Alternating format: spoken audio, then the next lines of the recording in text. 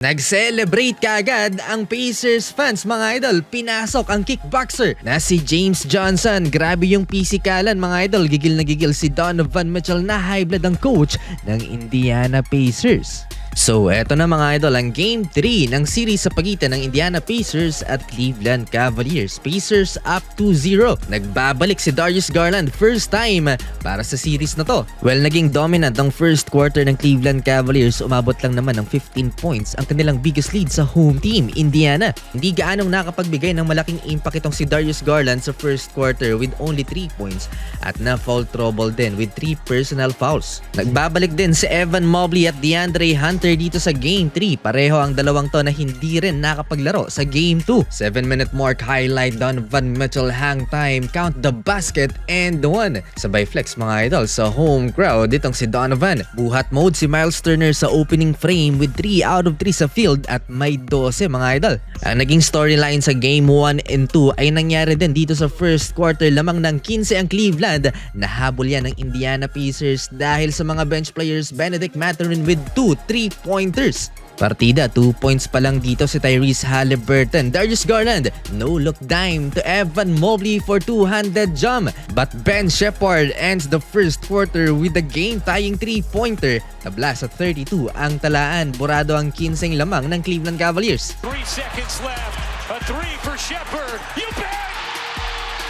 Simula ng second quarter, natawagan ng clear path foul si Donovan Mitchell kontra kay Bennedict Mathurin. That's 2 free throws plus ball possession for Indy. Pero imbes na mawala ang momentum sa Cleveland Cavaliers, gumawa pa sila ng 15-2 run. Kaya natambakan ulit ang home team mga idol. Better offense at mas magandang depensa sa ngayon ng Cleveland Cavaliers dahil kay Evan Mobley na nakapagtala naman ng 2 blocks and 1 steal sa first half. With under 5 minutes left ng second quarter, Darius Garland, offensive foul, that's his 4th personal foul. Napersa si Coach Kenny Atkinson na iupo ang kanilang point guard playing only 12 minutes sa first 2 quarters.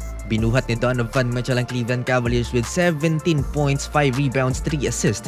Parehong 13 points kay Max Strus at Jarrett Allen habang may 10 points naman si Evan Mobley. Almost double-double performance sa first 2 quarters with 9 rebounds. Well, 21 points ang inahabol ng Pacers at the half, 66-45. Pero ang tanong, safe na nga ba yan kontra sa Pacers? Sa first 6 minutes mga idol ng third quarter, in control pa ang Cleveland Cavaliers. May problema ang Indiana Pacers. Mukhang na-injured yata ang kanilang big man na si Miles Turner. Halfway ng Indiana Pacers, teka, mukhang nabubuhay ang opensa ng Indy.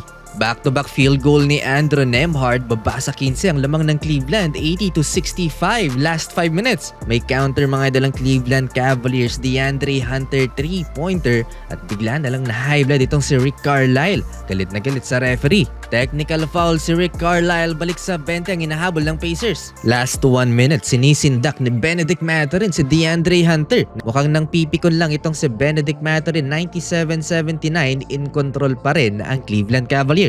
Frustrated mga idol ang crowd sa mga missed calls ng official na in favor naman sa Cleveland. Fourth quarter, nabuhay na naman ng Indiana Pacers dahil kay TJ McConnell, big impact mga idol. Naibaba na naman sa 11 points ang lamang ng Cleveland. 104-93 after this 3-pointer by Pascal Siakam. Hype na yung crowd. Hinahype ni TJ McConnell, nagsa-celebrate ang mga fans na akala mo'y comeback na naman. After timeout ng Cavaliers, Donovan Mitchell, big time 3-pointer and Max Strus. 30 play na ang ginagawa ng Pacers. Down the stretch mga idol, tinulak mid-air si Donovan. Pinatahimik lang naman ni Donovan Mitchell ang mga fans na kanina'y nagsa-celebrate na. Gets it up to Mitchell. Mitchell soars in. 40-point game for Donovan Mitchell. Dagdag sa pisikalan si Thomas Bryant at ang kickboxer mga idol na si James Johnson. Ngayon lang yata pinasok ito ni Rick Carlisle dito sa playoffs. Wala pang 1 minuto na tawagan kaagad ng offensive foul si James Johnson. Nilabas na last 4 minutes ang starting 5 ng Indy dahil sa laki ng lamang ng Cleveland Cavaliers. Kaysa na rin ang Cavs, 2-1 ang series in favor of Indiana.